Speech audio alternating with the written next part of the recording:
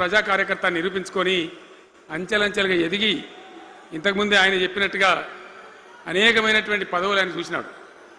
పదవులు ఆయన కొత్త కాదు. బ్రహ్మాండంగా శాసనసభ్యుని గెలవడం, మంత్రి పదవులు అలంకరించడం, అనేక రంగాలలో అనేక రకాలుగా పనిచేయడం అంతా కూడా మీకు తెలుసు. నేను కొత్తగా చెప్పే అవసరం లేదు. నేను ఒక్కటే మాట మీకు మనవి చేస్తా ఉన్నా. జీవన్ రెడ్డి గారు నేను మొన్న కలిసినప్పుడు ఒక మాట అనుకున్నాం. మేము ఎట్లా ముందుకు పనిచేద్దాం ఏంది, మేము ఇద్దరు మూలకోలం అనుకొని ఒక కుటుంబంలో అన్నదమ్ములాగా పనిచేద్దామని చెప్పిన నేను.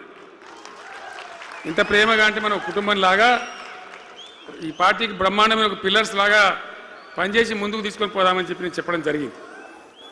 ఈరోజు పార్టీలో వారు చేరిన వెంటనే చాలా బ్రహ్మాండమైనటువంటి మనకు ఒక ఊపు వస్తూ ఉంది. నేను జీవన్ రెడ్డి గారిని కోరుతా ఉన్నా, జగిత్యాల మందం కాదు, జగిత్యాల జిల్లా కాదు, పాత కరీంనగర్ జిల్లా కాదు, మీరు ఆదిలాబాద్ చూడాలి, నిజామాబాద్ చూడాలి, పరిసర జిల్లాలు చూడాలి.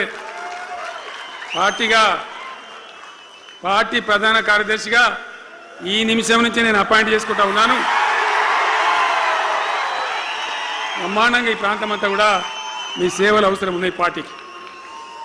అదే కాదు, 600 ఏది ఏమైనా ఏమవుతుంది, 100% మళ్ళా బీఆర్ఎస్ గవర్నమెంట్ వస్తుంది. వస్తుందా? వస్తుందంటూ చేయలేవాటులు ఒకసారి కెమెరాలు కడ దింపురా బాబు. వస్తుంది కదా. ఇవాళ జీవన్ రెడ్డి గారు పార్టీలో బాబు కౌశిక్ రెడ్డి ఇద్దరు ఆగబట్టరు వాళ్ళు.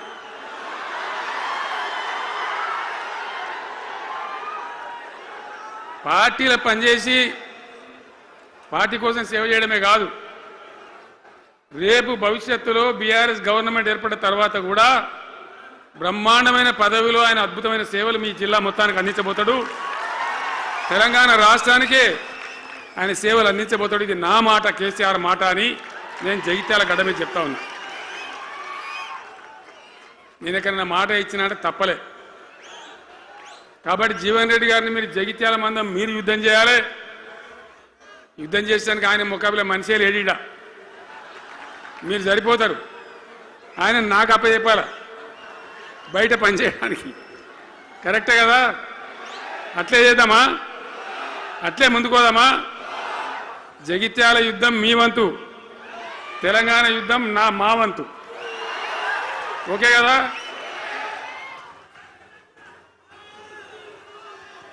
ఇప్పుడు ఏమైతుంది? ఏం కావాలి?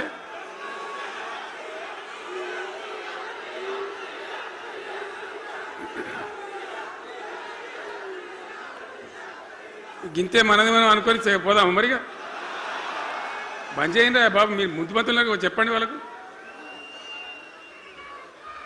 తెలంగాణ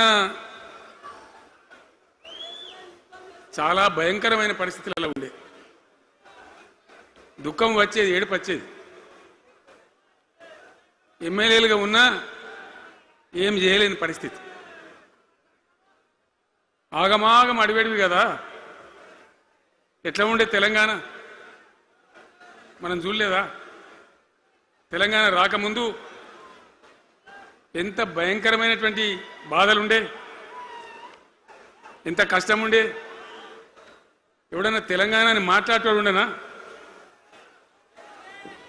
అసెంబ్లీలో, అక్కడిక్కడ కాదు, అసెంబ్లీలో కూడా ఒక ఆయన పాపం ప్రణయ్ భాస్కర్ అని వరంగల్ ఎమ్మెల్యే ఉండే, ఏదో విషయంలో ఆయన మాట్లాడబోతే, తెలంగాణని మాట్లాడబోతే, తెలంగాణ జాంతానే మాట్లాడదా, ఏది అసెంబ్లీలో తెలంగాణ అనద్దు అని నిషేధం.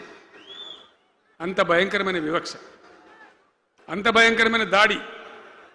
మన భాష మీద దాడి, మన బతుకు మీద దాడి, మన నీళ్ళ మీద దాడి, మన ఉద్యోగాల మీద, మన వనరుల మీద, మన ఆస్తుల మీద మొత్తం దోపిడీ చేయడం తప్ప ఇక్కడి ప్రజలను బికారీలాగా వదిలిపెట్టినారు. రైతాంగం ఆగమాగం అయిపోయి చెట్టుకోలు గుట్టకోలు అయిపోయి ఇంత ఎస్ఆర్ఎస్పి కాలువ ఉన్నటువంటి మెట్టిపల్లి జగిత్యాల సొప్పదండి ఇట్లాంటి ప్రాంతాల నుంచి కూడా దుబాయ్కి బొంబాయికి వలసలు. పాలమూరు జిల్లా అయితే భయంకరమైన వలసలు. ఎంతకు పోయింది తెలంగాణ అంటే కొన్ని పార్టీలు సరే వాళ్ళు చేసింది మంచిదా చెడ్డదా పక్కకు పెడితే దుఃఖం వచ్చేది, బాధ కలిగేది, ఆవేశం రగిలేది. మహబూబ్ నగర్ జిల్లాలో 190 మంది యువకులు వలస.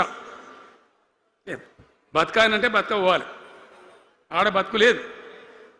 ఉన్న ముసలోళ్ళకు ముడిగోళ్ళకి ఇంత డబ్బులు వాళ్ళు పంపిస్తే కంట్రోల్ బియ్యం కొనుక్కొని తిని బతకాలి.